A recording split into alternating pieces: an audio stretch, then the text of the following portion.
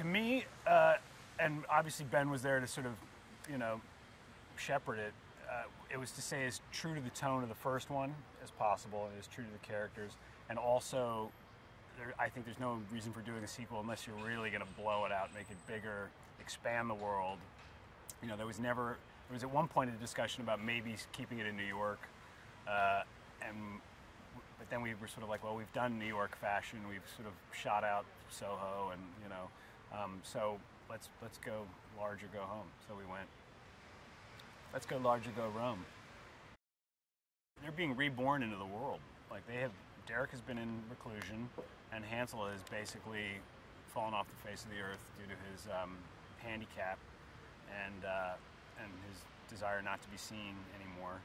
And you know, fashion had spat them out, the fashion world, and so they're coming back into a world of hashtags and Twitters and technology and smartphones that they don't understand, and phablets, and yeah, it's a very the world is confusing enough for them anyway.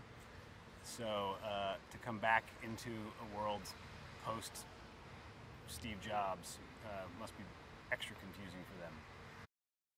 Mugatu has been put away for a long time, and so someone had to be running the fashion world. So Alexandria Etaz and Donatari, you know, he is the terrible infant of the fashion world. So he sort of is the 20-something that has filled the void, and who wants to bring Derek and Hansel back in a retro way. I love the idea of just sort of this plastic surgery disaster who is just on the quest for eternal youth and beauty, and who's a completely powerful, you know, fashion magnate, and someone who's been so overly injected in Botox that she can barely talk and speak, and then has some bizarre Euro-Russian accent that is never quite defined.